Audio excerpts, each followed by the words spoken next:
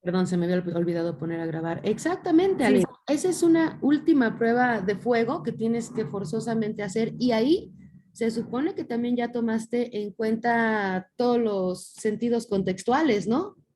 Porque una vez más no vamos a poder aplicar la misma prueba en todos los contextos. Entonces ahí también se podría perder un buen grado de fiabilidad en medida de que tú no hagas una prueba que sea pertinente para el contexto en el que estás, entonces pues va a perder ahí sí forzosamente esta fiabilidad. Pero si tú a la hora de aplicarla te das cuenta que sí encontraste correlaciones importantes, ¿no? Que sí pudiste medir estos rasgos, porque es lo que miden los atributos, miden rasgos, ¿no? Entonces sí vas a poder ser exitosa con esa prueba. Y si no, te mudas de prueba o ajustas tu prueba, ¿no? Porque eso también se vale ok. ajustar tu propia prueba. Es como muy buena duda, Ale, muy Sí, buena. Además maestra. aquí es como Ahí ya me quedó claro. la contrastación ya con ya en lo real, no en lo imaginario. Una cosa es lo que nosotros pretendemos medir y otra es lo que verdaderamente vamos a medir. ¿Sale? Ah, ok. Muy Sí, bien. muchas gracias. Espero también que la clase de hoy te ayude un poquito más. Diana, Diana Laura, tengo aquí tu manita levantada. Ah, sí, maestra.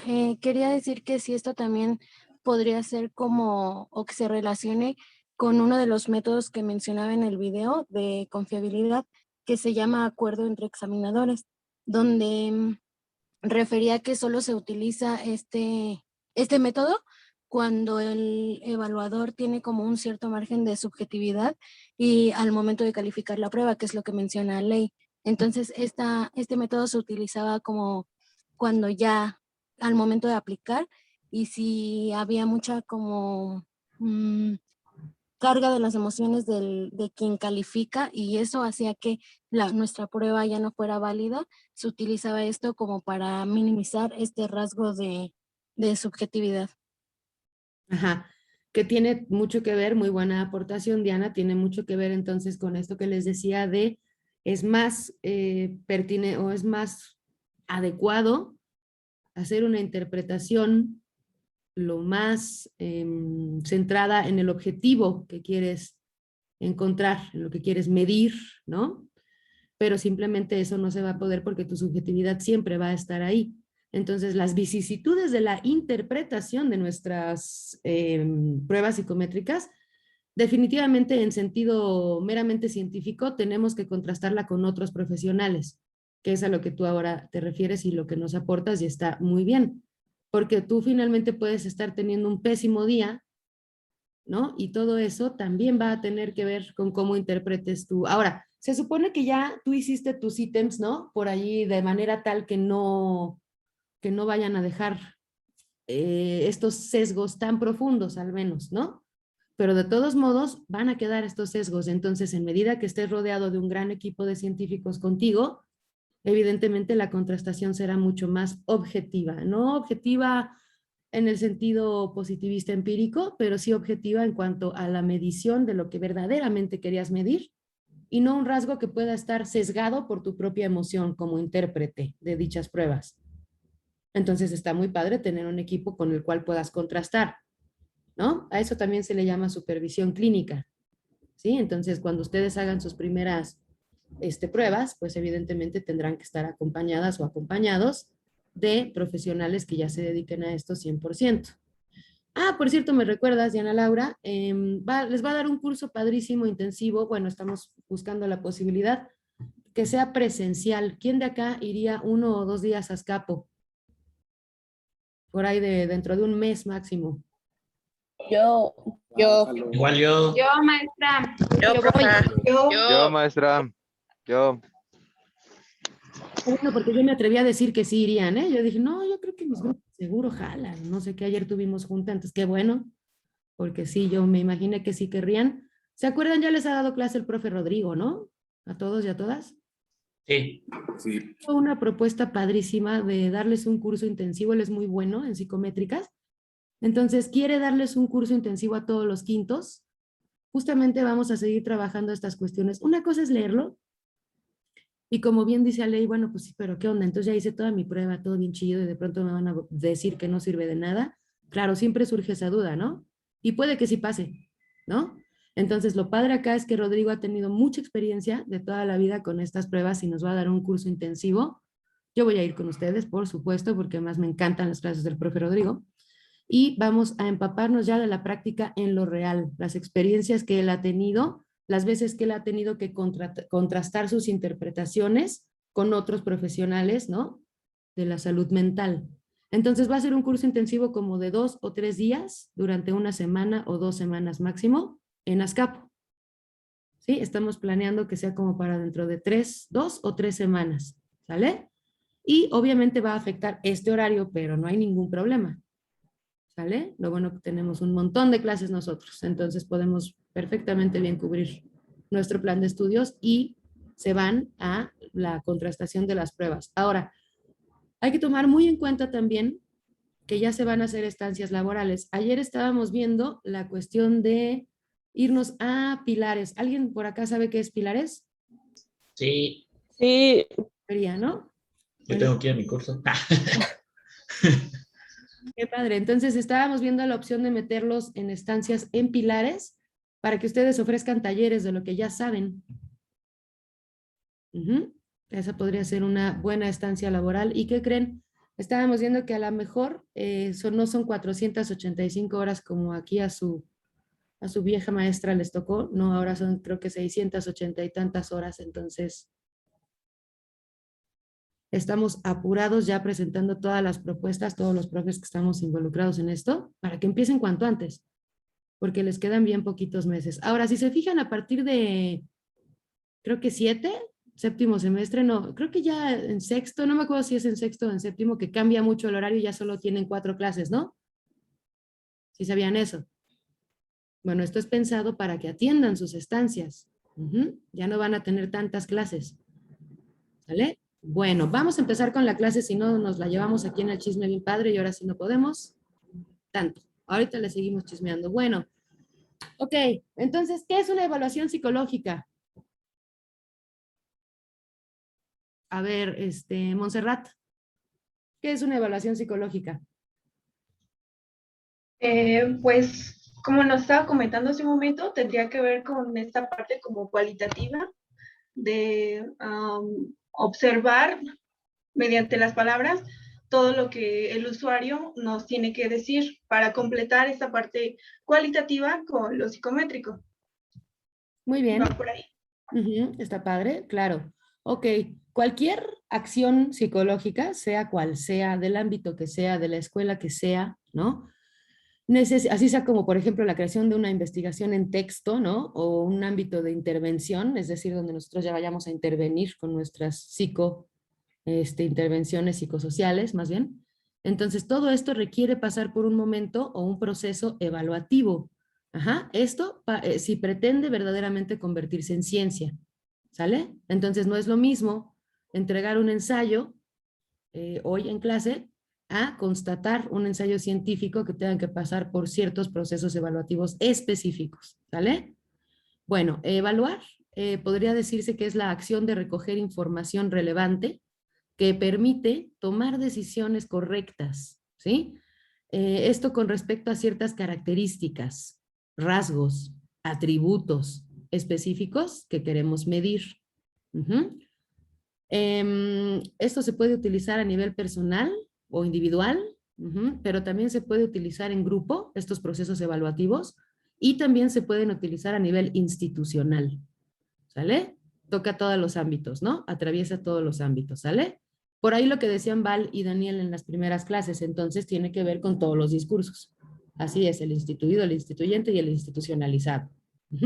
Bueno, existen varios modelos, es más, existen tantos modelos de evaluación psicológica como escuelas de corriente psicológica, ¿sale? Entonces, acá los diferentes modelos teóricos lo que van a hacer es incorporar estas exigencias científicas que la evaluación psicológica requiere de todos estos modelos explicativos. Y ahí tiene mucho sentido lo que acaban de decir con respecto a Montserrat, con respecto a Squally y Squanti, ¿sí? Y lo que se busca es que sean modelos integradores, que haya Quali y que haya cuanti. Por ejemplo, en el modelo psicodinámico, que ahorita lo vamos a revisar, que es el psicoanalítico, no es que la cuanti esté por fuera. La cuanti utiliza mucho las pruebas proyectivas. Y eso es cuanti. ¿Vale? Bueno, entonces hay que tener en cuenta ya que la psicología está siempre en constante desarrollo, todo el tiempo. Es una ciencia que para nada está ni lejos de ser terminada. Entonces esto nos da un margen muy amplio de acción y de intervención. Pero ya hoy por hoy existen más de 400 modelos de psicoterapia, ¿no? Entonces tampoco es que vayamos a inventar el hilo negro o que pretendamos unir todas las 400 terapias en una sola uniterapia, pues tampoco se va a poder. Es mejor tener la pluralidad de visiones conforme a las corrientes psicológicas e incluirlas en tu evaluación psicológica. ¿Sí? Aquí ya nos salimos un poquito de psicometría, dejamos de pensar únicamente en la psicometría, porque esta es una técnica para la recolección de datos, una de las más utilizadas, por supuesto, ¿cierto? Que es un primer paso fundamental de las evaluaciones psicológicas, como lo es también la observación directa.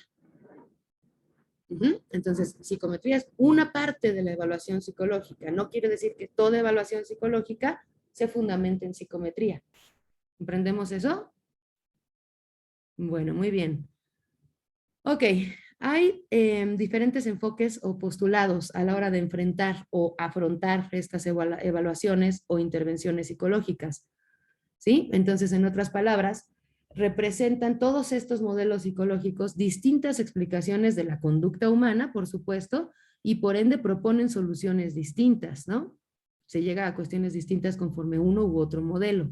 Por ahí también, Diana, fuiste tú la que preguntó con respecto a esto de la fiabilidad, ¿no? O no, Aley, perdóname, Aley también tiene que ver con esto, por eso digo que va a servir en sentido de que tú sepas que puedes integrar varios modelos.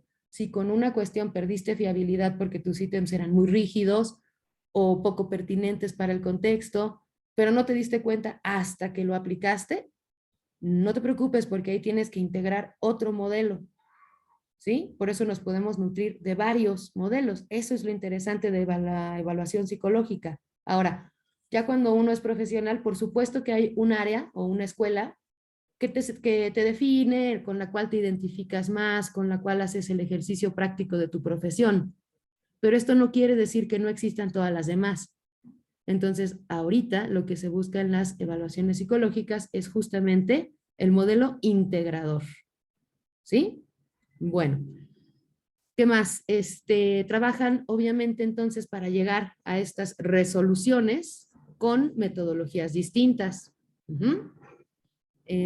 Algunos modelos se centran, por ejemplo, en el componente interno de la persona, el psicodinámico. Ahora, el psicodinámico también, ahorita como lo van a ver, es más, ya ni les voy a hacer más bolas, pero ahorita como lo van a ver, también toma muy en cuenta el factor externo, pero es el componente interno lo que va a determinar el proceder de nuestra evaluación psicológica. Entonces, otros se centran en la conducta externa o los fenómenos observables, que serían los que nos llevan más a cuanti, que están del lado de lo conductual o del modelo psiquiátrico o médico, ¿no?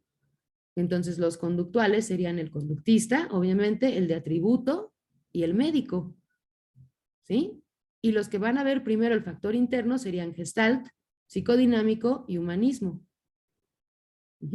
Bueno, entonces hay modelos hoy por hoy que afortunadamente ya combinan lo interno y lo externo, de tal forma que llegan a un modelo, como les digo, integrador, van a escuchar esta palabra hasta el cansancio, pero siempre en pos de lograr una medición de carácter biopsicosocial.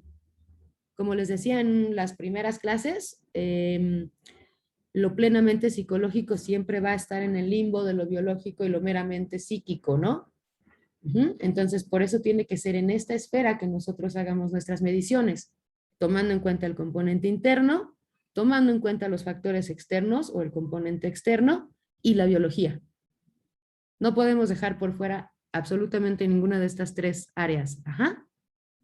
Bueno, ok, todo esto es para lograr, como ya les decía, investigaciones plenamente científicas. Yo les pregunto, en todas sus evaluaciones que han hecho hasta hoy, ¿han seguido metodología, cierto? En todos sus trabajos finales, ¿sí? Ok, entonces más o menos, si yo les dijera, ¿tienen idea? Remóntense a sus clases de metodología cualitativa de lo que es una categoría de análisis.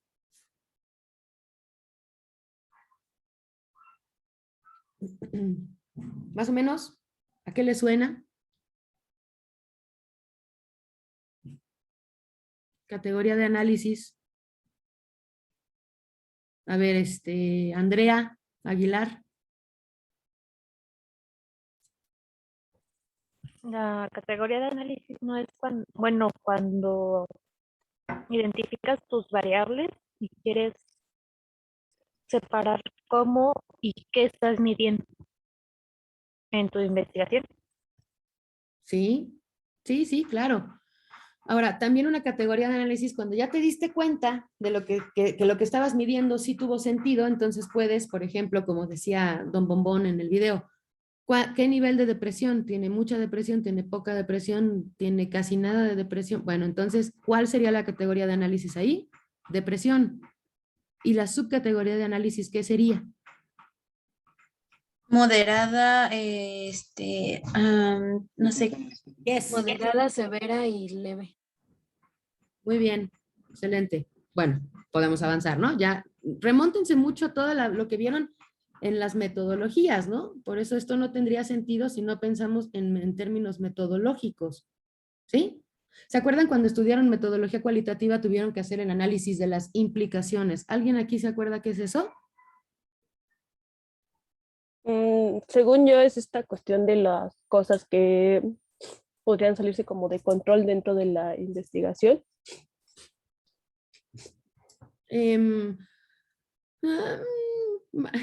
Más o menos, tal vez sí, dependiendo mucho, ¿no? Pero, por ejemplo, análisis de implicaciones también, como lo dice su nombre, es cómo estoy implicado yo como investigador con el tema, ¿cierto?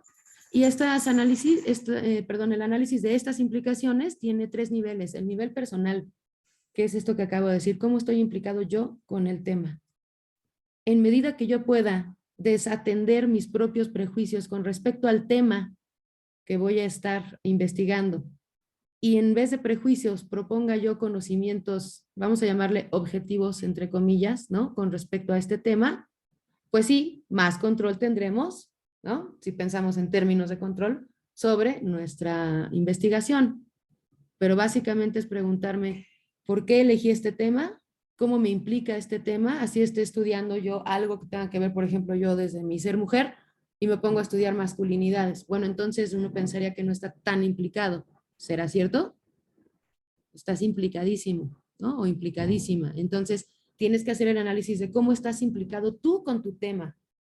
Y ahora ya se van a dar cuenta que no nada más es para aquí echar el chisme con los cuates y quemarme de por qué investigué esto. No, tendrá que ver con la contrastación de tus pruebas psicológicas. ¿Por qué? Porque ahí está la fiabilidad. ¿Sí me explico? En la construcción de tus ítems, en cómo vas a interpretar tus pruebas psicológicas, ¿no? Y también, si quieren, las pruebas psicométricas. ¿Sí? Entonces tenemos que hacer esta implicación de entrada. En cualquiera de las investigaciones que hagamos, análisis de las implicaciones, acuérdense siempre. El otro nivel que tiene es el social. ¿Cómo afecta o aporta mi investigación en lo social? ¿Para qué estudio esto? ¿Qué le voy a aportar a el México actual con mi investigación? ¿Qué le voy a dar? ¿Para qué sirve? ¿Sirve? ¿Y para qué? ¿No? Las preguntas de investigación, ¿se acuerdan? ¿Por qué y para qué? Esto porque al rato pues vamos a tener que contrastar hipótesis, ¿no? Entonces, pues mejor definir de entrada un buen catálogo de cuestiones que me permitan hacer hipótesis pertinentes, ¿no? Si ven cómo no nada más era de, tengo que hacer todo esto que floje. Tiene todo un sentido, la metodología se construye. Ajá. Bueno, y por último, la última de los niveles o las esferas que trastoca esto de las implicaciones, que es el que más da miedo y el que nos aterra a todos los científicos e investigadores, pues es plenamente el académico, ¿no? Académico científico. ¿Qué le ofrezco yo a la academia con mi investigación? ¿A qué líneas de investigación me estoy sumando? Que eso se ponen antecedentes. Y no solo eso, ¿qué aporto yo? No tiene que ser algo nuevo, pero al menos es algo que ya está estudiado, pero lo voy a estudiar en un nivel micro, en este nivel micro, y creo que voy a llegar a esto. O esa es mi pretensión científica. Entonces es individual, social y académico, académico científico. ¿Cierto? Si responden a esas, entonces ya la relevancia social de su tema pues va a ser cuestión de deducción, ¿cierto? Hipotético deductivo, acuérdense. ¿Sí? Maestra, tengo yo una duda. Adelante. ¿Es necesario que, por ejemplo, en mi investigación se cumplan estos 3 análisis? Sí, forzosamente, Andrea. Ah, ok. Pero no es un análisis que vayas a poner después de que ya hiciste toda tu evaluación, no. Este es el primer análisis que haces con los integrantes de tu equipo, o tú solita, si es que eres tú solita investigando algo. ¿Sí me explicó? Porque acá básicamente vas a poner todos tus, es como una hipótesis gigantesca, tus presupuestos. Es lo que le da contenido, carnita teórica a tu hipótesis. Estoy implicada de esta forma personalmente con el tema, pienso que va a afectar socialmente así mi tema y creo que puedo aportar esto a la academia. Bueno, de ahí, pues si quieren echarse un repaso de metodologías, les mando textos para que repasemos un poquito porque ahora más que nunca va a ser pertinente que tengan claros los procesos, los pasos a seguir, ¿sí? Y todas las cuestiones que tenemos que cumplir. ¿Sale? Bueno, muy bien. Entonces, en estas, y ya para cerrar esta idea, en estos análisis de implicaciones también pueden venir ya mis primeras categorías de análisis. Es más, una hipótesis podría ser una categoría de análisis previa. ¿Por qué? Porque me estoy preguntando en específico algo ya. ¿Sí? Bueno, ok. Espérenme tantito.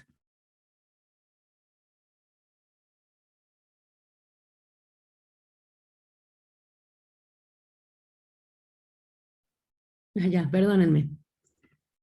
Ok, bueno, entonces vamos a hablar de que cada modelo tiene un objeto de estudio distinto. Objeto de estudio. En nuestro caso, quiero creer que pasaron un buen tiempo estudiando cómo se construye el sujeto-objeto. Nosotros no estudiamos perros, no estudiamos máquinas, no estudiamos números, estudiamos sujetos, ¿no? Nuestros objetos de estudio siempre son seres humanos, bajo cualquier condición social que sea micro, macro, ¿no?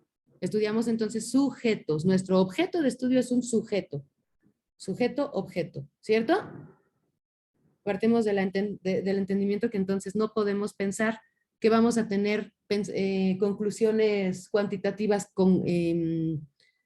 que apliquen universalmente, aplicarán únicamente para el contexto en el que las estoy haciendo, pero no de manera universal. ¿Sí? Bueno, entonces tienen diferente objeto de estudio, también tienen diferentes técnicas y metodologías para aplicar, para abordar dicho objeto de estudio y por ende tienen distintos objetivos. Cada modelo de evaluación psicológica tiene distintos objetivos. ¿Sí? Perdón que parezca que estoy diciéndoles así como en cámara lenta, pero es que es importante que entendamos la relación de diferencias y similitudes que existen entre todos estos modelos. ¿Sale? Nosotros nada más vamos a revisar 4 modelos. Los más, digamos, formales que existen hasta hoy y que siguen vigentes. Históricamente los modelos pues han ido incorporando estas exigencias científicas conforme va avanzando también la ciencia, pero siguen vigentes. ¿Sale? Bueno, entonces, cada modelo tiene el objeto de estudio distinto y una forma de explicar la conducta para ellos, para lo que ellos proponen una metodología afín a sus objetivos y técnicas.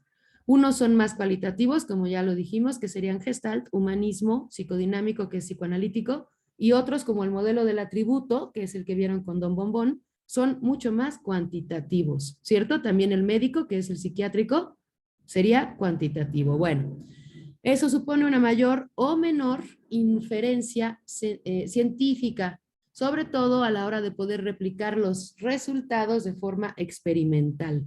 ¿Cómo sería replicar los resultados de forma experimental? Replicar los resultados de forma experimental, ¿qué es? ¿Qué quiere decir eso? Método científico.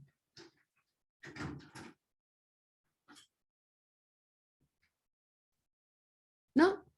¿No les triguea nada? Repetir. Sería como aplicar varias veces el modelo. Ándale. ¿Para qué? Para ver si les dan los mismos resultados, ¿no? A esto se le llama hacer ciencia formal, ¿no? Del método científico de las ciencias duras. Puedo repetir el procedimiento y voy a llegar al mismo resultado. ¿Sale? En psicología, pues eso no va a aplicar, ¿no? A menos que estemos haciendo cuestiones meramente o únicamente cuantitativas. Pero ni así, porque como ya hemos visto, pues si una psicométrica la aplico a gente que estudió en uno u otro lado, espérenme, ¿vas a salir? No. Ah, ok. Pues va a aplicar distinto, ¿no? Entonces ni así voy a llegar a los mismos resultados, ¿cierto? Pero al menos voy a llegar al mismo resultado en la micro, en el micro. Estudio micro, no macro. ¿Sí? Bueno, ok. Entonces, se dice que los modelos psicoanalíticos, gestálticos, humanistas, tienen menor injerencia científica que aquellos que son cuantitativos. ¿Pero esto por qué? Pues porque hoy por hoy la ciencia sigue siendo cuantitativa, pero en realidad eso es algo que tenemos que ir dejando atrás, ¿cierto? Y que en otros países ya se está dejando atrás. Hacer ciencia no nada más es repetir lo mismo para llegar a los mismos resultados, ¿no? No es cierto. ¿Sale? Mi hermano dice que soy bien choro, ¿cómo lo ven? Ok. Bueno, en psicología cada profesional sigue un enfoque o un modelo de referencia. Este enfoque guía su trabajo diario, aunque cada vez más los profesionales de la psicología, mediante la obtención de mayores conocimientos y al irse actualizando, van flexibilizando sus modelos y perspectivas para lograr llegar a un modelo más integrador. De esto ya hablamos, ¿cierto? Pero sí hay que tomarlo muy en cuenta, porque si nos casamos que con el conductismo únicamente, habrá muchos sesgos en nuestra investigación. Si nos casamos únicamente con los métodos o mecanismos del psicoanálisis, la misma cantidad de sesgos habrá. Y lo que queremos evitar es que existan estos sesgos tan profundos, ¿cierto? Para tratar de evitar lo que decía Ley al inicio, que se caigan nuestras pruebas. Pues ¿cómo no se van a caer si están midiendo algo tan sobre específico? Ajá. ¿Hasta acá vamos bien? ¿Alguna duda? No. No. De alguna forma todo esto ya lo saben, ¿no? Es como hacer un repaso y nada más poner en claro que como existen escuelas psicológicas, existen modelos de evaluación psicológica. Y hay que conocer las características de cada modelo de evaluación psicológica, porque unos son cualitativos y otros son cuantitativos, y lo que se desea es que sean mixtos, integradores, ¿va? Bueno, vamos a seguir. Diferencias y similitudes, que más bien son diferencias, ¿no? Entre los modelos. Difieren en una serie de características como son su formulación teórica. Es decir, cómo se explican la conducta humana y, más importante, los trastornos de la conducta humana. No es lo mismo la categoría de enfermedad para el ámbito psiquiátrico que para el ámbito gestáltico, psicoanalítico o humanista, ¿cierto? Ya veíamos la vez pasada que para Gestalt, la enfermedad, tanto como la salud, son procesos dinámicos. Ajá. Mientras que para el psiquiatrizante, perdón, para el psiquiátrico, para el modelo psiquiátrico, son categorías determinadas, por ende, terminadas. O hay salud o hay enfermedad, ¿cierto? No hay dinamismo en ellas. Bueno, ahorita van a ver por qué eso tiene mucha importancia. Entonces, difieren de las características como formulación teórica, es decir, los trastornos, y luego difieren de una serie de objetos de estudio, que son las variables, como ya nos decía Diana, los objetos de análisis, que es más o menos los que estábamos platicando hace unos minutitos, que si hay dudas díganmelo ahora, que pueden ser respuestas motoras, cognitivas, rasgos de personalidad o algo que a los psicoanalistas de este salón les va a gustar mucho, significados personales. ¿Cómo mides los significados personales? ¿Atributos? ¿Rasgos? No, ¿verdad? Bueno, entonces difieren también en las técnicas de evaluación que emplean, es decir, en la metodología utilizada para verificar las hipótesis, ¿no? Y de entrada les digo, acuérdense que las hipótesis jamás son preguntas, siempre son afirmaciones que hacemos con respecto a nuestro tema, ¿sí? Una hipótesis no puede ser, ¿podría ser que en el IRC existe el síndrome de burnout porque los maestros nos dejan mucha tarea? No. ¿Cómo tendría que ser esa hipótesis? En forma de afirmación. A ver, aviéntatela. ¿Cómo sería?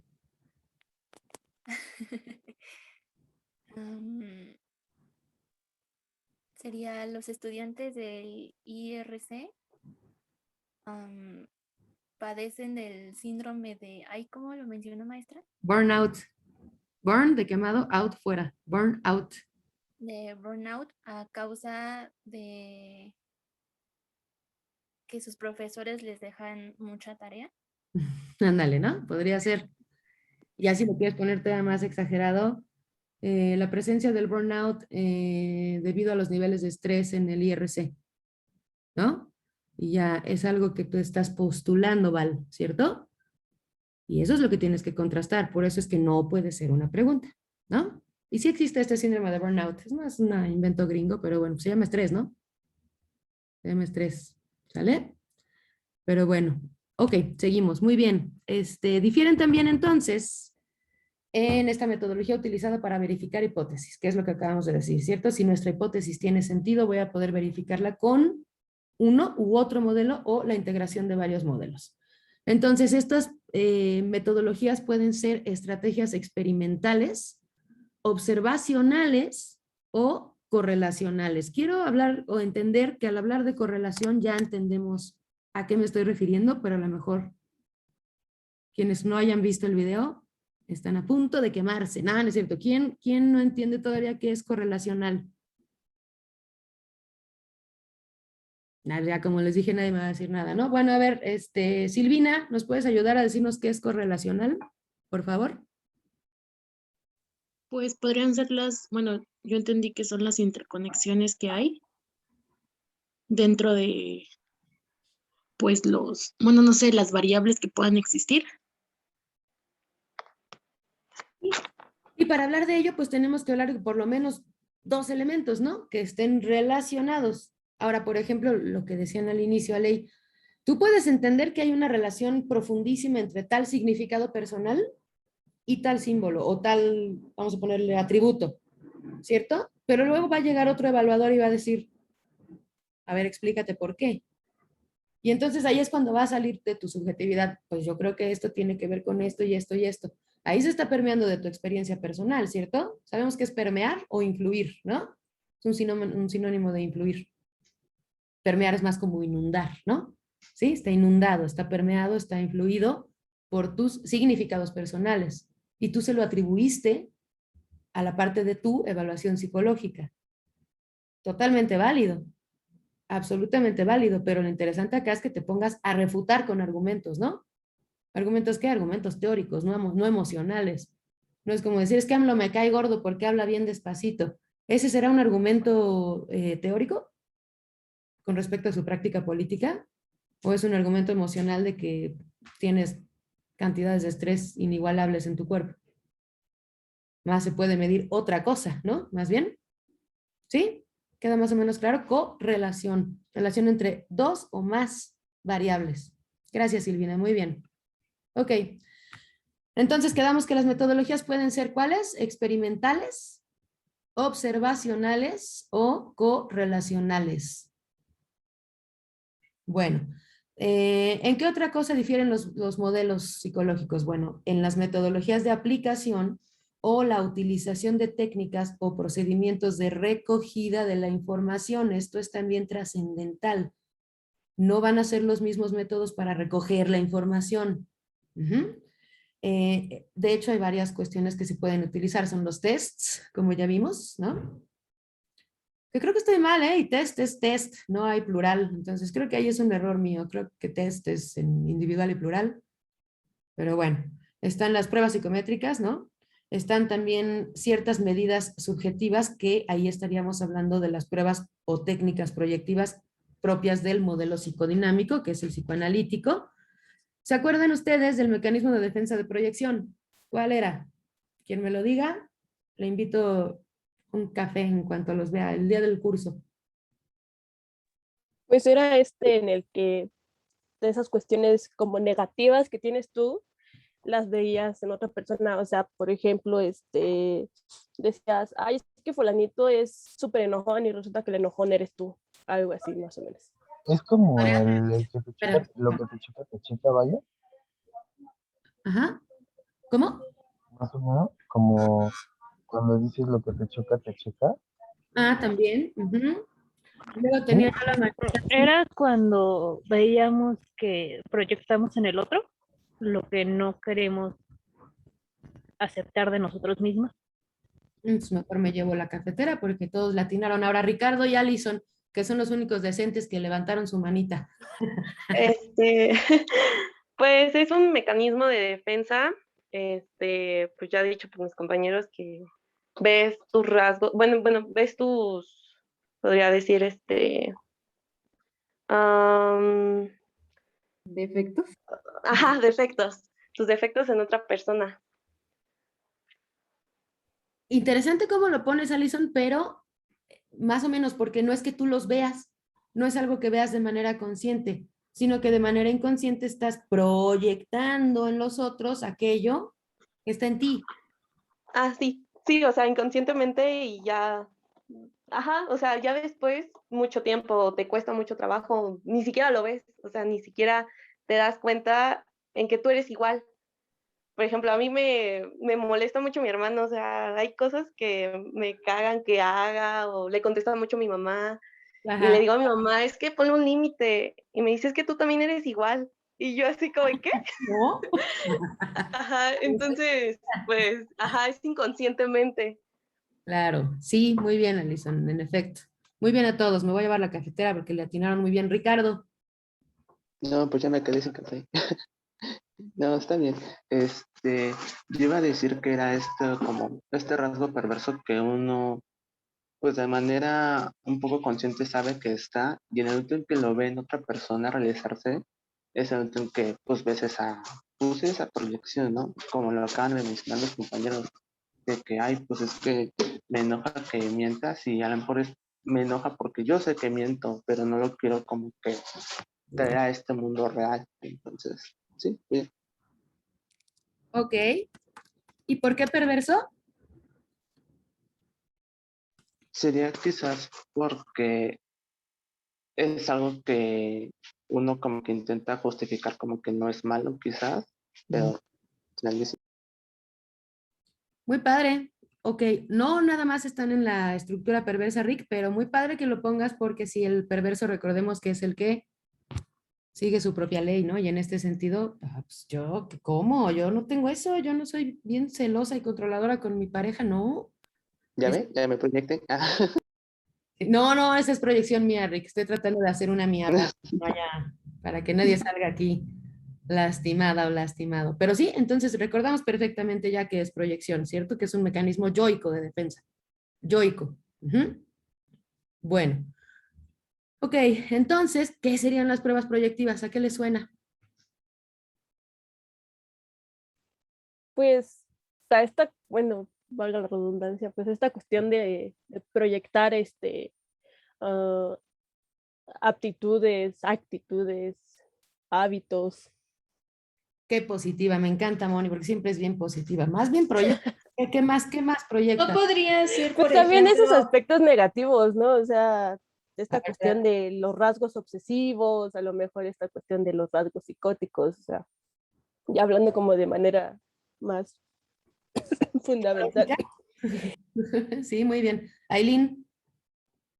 yo entiendo como yo lo entiendo como hacer mediciones acerca como de la personalidad, o sea, como con preguntas disfrazadas que quieren entrar a tu inconsciente o algo así. Son son las pruebas que se basan en estudiar o descubrir las emociones o los conflictos que tiene el individuo al que le estamos poniendo la prueba. Por ejemplo, los test como la persona bajo la lluvia o los de Rorschach. Exactamente, el Rorschach lo vamos a ver por acá, ¿eh? Así me va a tocar a mí, creo, ¿eh? Bueno, y si no lo van a ver en la otra, pero sí lo vamos a ver. Que hoy por hoy la verdad está un poquito ya desactualizado. No es que hoy se use el Rorschach, pero ustedes tienen que traer porque es la base de lo que ustedes pueden construir y muchas veces sí nos va a servir. Ahora, por ejemplo, una prueba proyectiva. No sé si alguien más quería hablar, Ricardo, vi por ahí y alguien más. ¿No? No, maestra. No, ok. Y sí, Joma, exacto, son los de personalidad, aunque no nada más. Ah, dice por acá Fer, dice Ricardo primero. Ah, Diana primero. Órale, ahora sí se dejaron ir. Muy bien, las pruebas de personalidad. Va a explotar cuestiones de personalidad, sustraer ideas de lo no dicho. Ajá, love it. Y test de comportamiento típico. Ninguna respuesta puede ser calificada como correcta o incorrecta, exacto. Se evalúa el comportamiento típico o normalizado del individuo, porque todo esto es con relación a una normativa. ¿Sí? Y en sexualidad ya vieron la diferencia entre normalidad y todo lo que no es normal, ¿no? Y el amplio sesgo que esto puede tener, ¿cierto? Bueno, entonces con niños, ¿cómo sería una prueba proyectiva? ¿Qué se les ocurre? Porque ahí no puedes llegar a preguntar. Si tú llegas con un niño y le preguntas, a ver, vamos a platicar, cuéntame cómo fue tu día. Pelota, ¿no? No te va a decir como muchos elementos Yo de creo que sería algo como de juegos o algo como que le llame la atención, porque como dices, no puedes llegar y decirle, ¿y cómo has estado? A un niño, porque no vas a ver como el significado, o quizá no lo va a entender como tan directo, tan cuadrado como uno lo quisiera pedir, pero los niños siento que son muy dinámicos y creo que es más fácil que te tengan confianza cuando convives y juegas con ellos, así tú les tratas de hacer una conversación. Correcto. Igual esa podría ser una prueba, ¿no? Claro. De hecho, bueno, y aquí es cuando toma sentido todas las teorías del desarrollo que ya hasta se les han de haber olvidado, ¿no? Pero sí se acuerdan que Melanie Klein descubre, así como Freud había trabajado, creo que esto ya se los había dicho, ¿no? Pero como Freud había trabajado en la regresión hacia las mociones infantiles en adultos para descubrir sus posibles traumas, su estructura psíquica, todas las adveniencias o inconveniencias de este devenir psíquico. Melanie Klein lo que hace es regresar a las etapas aún más tempranas, ¿cierto? Para Melanie Klein las etapas empiezan desde el 0, ¿sí? En la simbiosis ya están sucediendo cuestiones importantes con el yo temprano. ¿Se acuerdan qué es el yo temprano, el yo rudimentario? ¿Sí se acuerdan? Díganme la verdad. Es cuando, como cuando el bebé, por así decirlo, no, pues sí es un bebé, es cuando el bebé se siente omnipotente a la mamá, ¿no? No es que se sienta omnipotente, más bien se siente la mamá, ¿no? Se siente una extensión de la mamá, ¿cierto? Pero ya en esta etapa, mientras que Freud se esperaba a la salida de la simbiosis, de la diada quiere decir relación entre dos, que son madre e hijo, triada es cuando entra el papá en escena. Entonces, en esta diada, ¿cierto? Hasta que hay este proceso de separación, individuación, empezaban las etapas, oral, anal, bla, bla, bla, bla, bla, para Freud, ¿sí? Para Klein, que destacó entre todos los postfreudianos, ¿no? Y que fue analizada por Donald Winnicott, además, ¿sí? Para ella empezaba la posición esquizoparanoide desde el 0 y ya estamos en esta escisión esquizoparanoide, ¿sí? Y como todavía no hay un yo más que un yo rudimentario, pues evidentemente no puede haber una contrastación de objetos o de relaciones objetales. Entonces el objeto es o muy bueno, pecho bueno, o muy malo, pecho malo. Pecho bueno cuando mamá es nutricia, cuando mamá me acaricia, cuando mamá me compensa todas mis carencias. También pone lo del superego, ¿no? Ujú. Y pecho malo, ¿no? Cuando, ahorita hablamos del superego, pero el pecho malo entonces es cuando me retira el pecho, se va de mi vista y empiezan todas estas escisiones. ¿Se comprende hasta acá? Digo, no es clase de Klein, pero es importante que lo tengamos muy en cuenta. ¿Sí? Sí, profesora. Dígame. Ah, esperen, me están tocando en mi casa. Espérame, Anel, perdóname.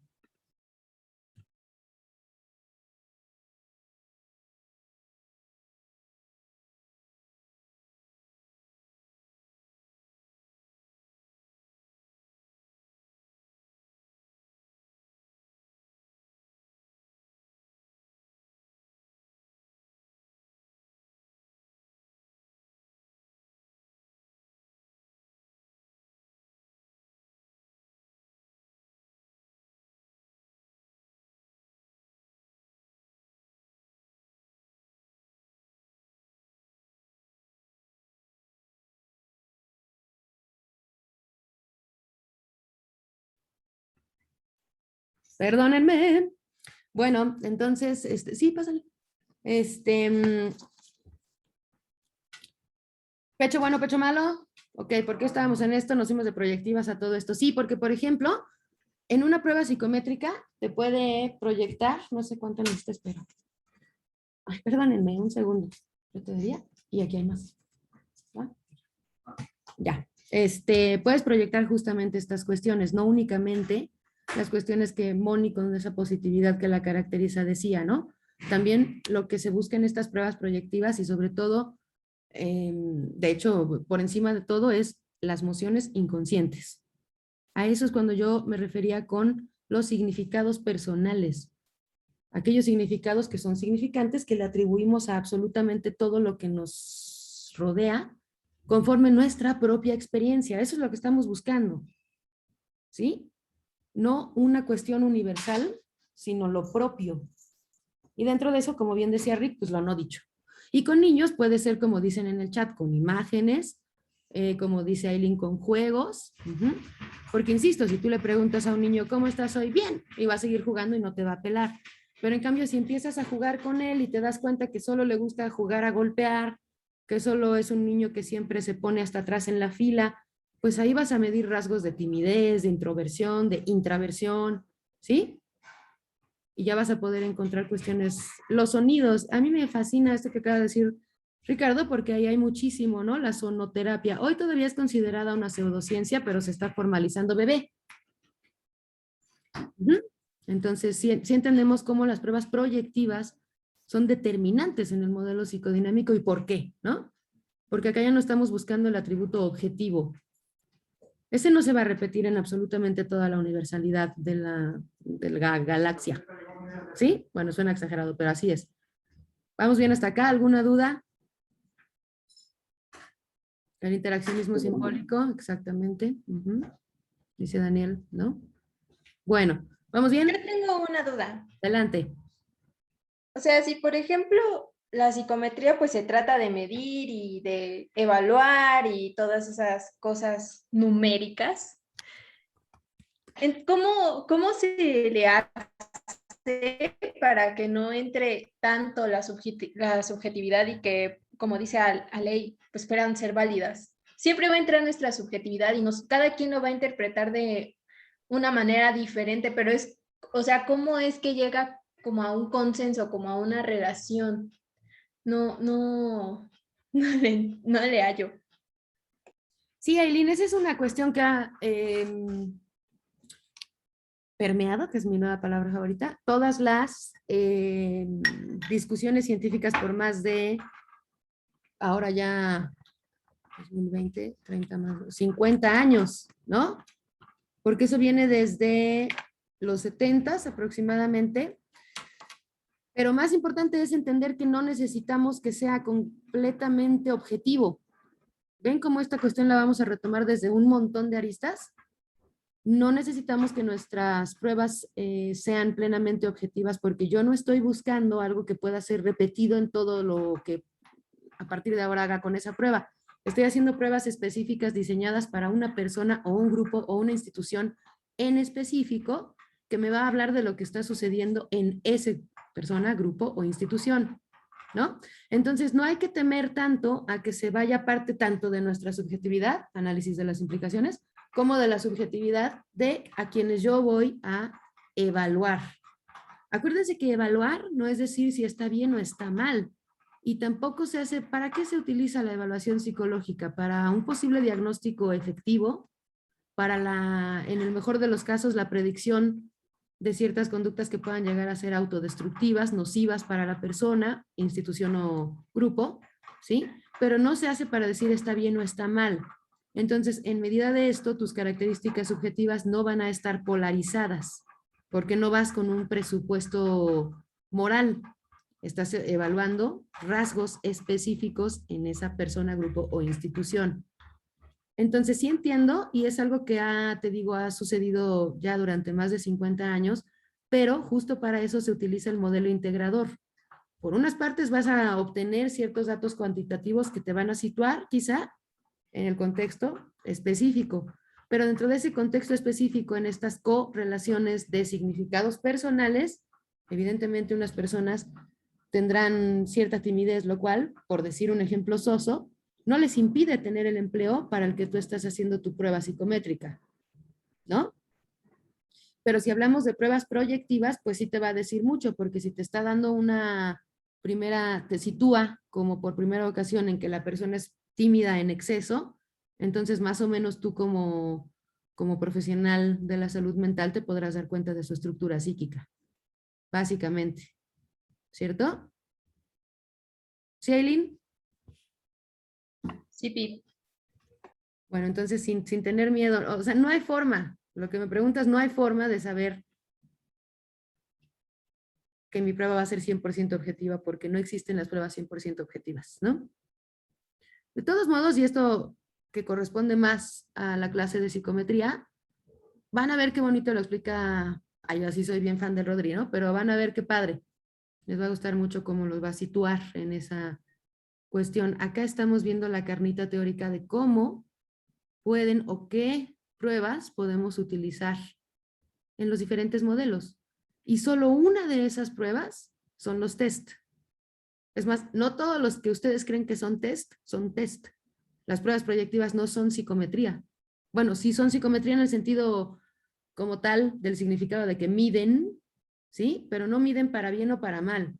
Nos dan un contexto, un panorama, rasgos de la personalidad, significados personales, pero no nos van a decir 85% de depresión. ¿Sí? Más o menos. ¿Continuamos o hay alguna otra duda? ¿O qué hora es? Oh my God, ya me pasé 6 minutos. Y ni siquiera hemos empezado con los modelos. Bueno, ¿qué hacemos? Paramos, ¿verdad? Porque supongo que ya tienen cosas que hacer. Bueno, nada más. Para terminar, entonces, ya vimos que tienen diferentes objetos de estudio, diferentes formulaciones teóricas, diferentes metodologías que utilizamos para verificar nuestras hipótesis, que pueden ser las estrategias, repito, experimentales, observacionales o correlacionales. Y también difieren en la utilización de los procedimientos que se hagan para la recogida de información, que ya quedamos que pueden ser los test, las medidas subjetivas que vienen como en las técnicas proyectivas, ¿no? Y estas últimas, bueno, que son las del modelo psicodinámico, y también difieren en sus objetivos. En algún sentido organizacional puede ser la selección de candidatos para cierto puesto de trabajo, o en sentido académico puede ser orientar a los alumnos en un contexto escolar. Y ya en clínica, ahí sí sería para la modificación de ciertos hábitos, actitudes, sentidos, conductas. Bueno, lo que también puede variar, y esto siempre hay que tenerlo en cuenta, es su idoneidad, es decir, qué tanto es ideal a la hora de aplicarse en un contexto determinado. ¿Cuál sería la prueba ideal? Si yo soy psicoanalista y quiero medir esta cuestión de la selección de candidatos, pues no me voy a ir con un psicodinámico. Definitivamente no me va a servir. Entonces tengo que estar preparada para utilizar otra metodología de aplicación. ¿Estamos de acuerdo? Bueno, ¿qué más? Para cerrar esto y ya empezar los modelos el día lunes. Bueno, los modelos que vamos a revisar son el de atributo, el psicodinámico, el médico, que también es llamado psiquiátrico, el conductual y el cognitivo. Entonces, bueno, ya nada más como cierre, pues el psicólogo cuenta con estos diversos tipos de evaluaciones a la hora de emprender una evaluación psicológica y una intervención. Ah, y lo que les decía, aunque tenga una afinidad por cierto modelo determinado, en la práctica profesional, afortunadamente, se nos ofrece una perspectiva muy amplia para poder disponer de distintos modelos de evaluación. Y no di ni la mitad de la clase que les quería dar porque nos encanta chismear. Pero bueno, el lunes le seguimos, ¿sale? Y ya estamos ahora sí entonces en evaluación psicológica. Fue muy padre también ver un poco de la introducción a la psicometría, pero la verdad es que no es lo único que existe para la evaluación psicológica. De hecho, es una única parte en la recolección de datos. Todavía no hemos llegado ni al análisis de los datos. ¿Vale? Bueno, y nada más para no quedarme con las ganas, para Melanie Klein, el super yo, es este que empieza en el cero, ¿no? O sea, que en cuanto hay vida, hay super yo, ¿no? Y no como decía Freud. A ver, para Freud, ¿cuándo empezaba el super yo? Yo sé que aquí varios lo saben, no se hagan. Freud, ¿cuándo empezaba el super yo? ¿Con la salida de qué? Ah, no sé, el Edipo. Exactamente, es hasta que terminamos la fase edípica, hasta que salimos, porque nunca se sale por completo en teoría, de la fase edípica, que ya existe un super yo, que es esta instancia moral que va a estar en constante comunicación con el yo, que va a ser el que medie entre el yo y el yo, que es el super yo, ¿no? ¿Sí? Entonces, para Freud era hasta que salíamos del Edipo. Para Klein es distinto, para Klein es desde que empieza la vida. ¿Vale? Y este es bastante, este superego le llama ella, el superego temprano, que es hermano del yo temprano, es muy severo. Por eso, y es severo porque estamos en la posición esquizoparanoide, donde la escisión es severa. El objeto es una cosa, el objeto madre, y de ahí, esto ya es muy de avanzados, pero bueno, yo creo que algo les puede dar la idea. Si tú te quedas fijado en el objeto madre, en el objeto cosa, y te devora el objeto cosa, entonces ¿en qué estructura psíquica devendría eso? ¿Otra vez? Si tú te quedas fijado en el objeto bueno o pecho bueno y en el objeto malo o pecho malo, si te quedas fijado en estas dos escisiones grandes y te fijas en uno o en otro, escisión, ¿en qué estructura psíquica deviene?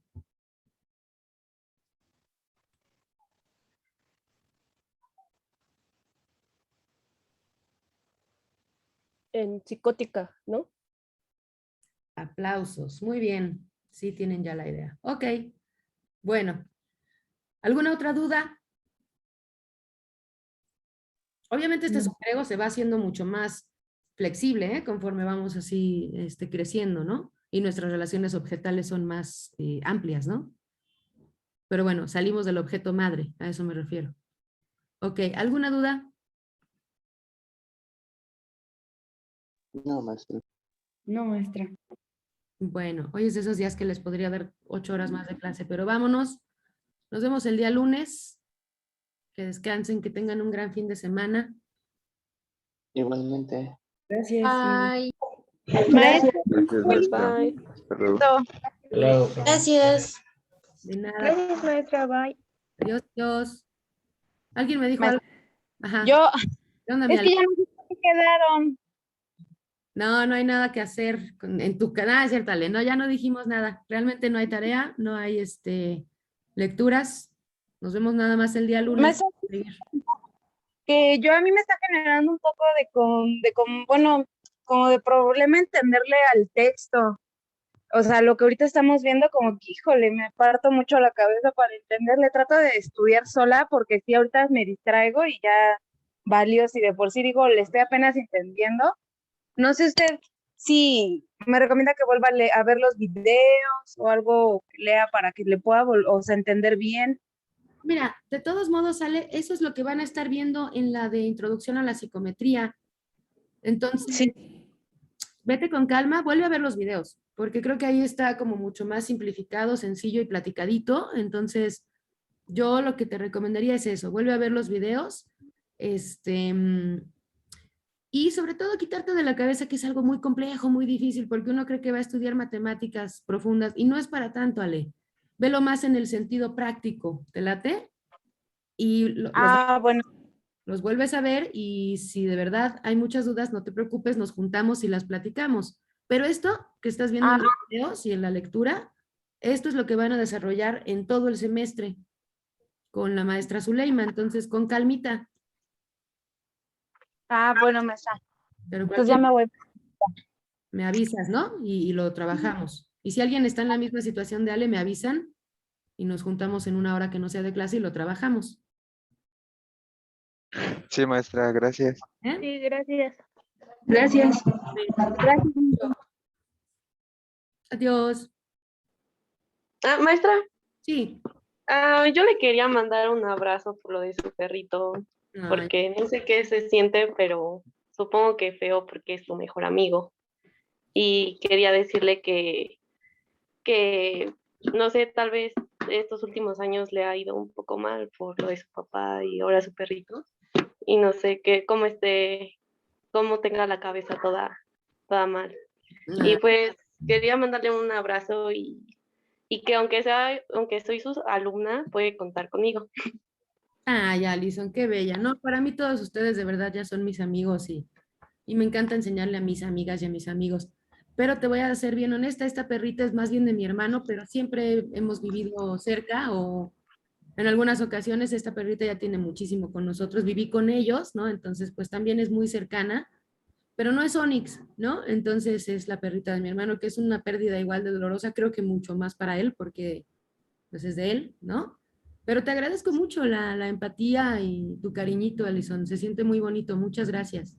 Bien recibido eso. Muchísimas gracias. Maestra. Hasta luego. Cuídate mucho. Alecita. ¿Qué onda, Ale? ¿Estás por acá todavía? Doña Ale. Perdón, ya me iba a salir. Me quedé escuchando. Bueno. ¿Cómo? Sí. Bueno, voy a detener la grabación, pero espérame para que veamos qué puntos son los que no entiendes rápido y a ver si hay otra lectura que te pueda enviar. Espérame, déjame detener esto.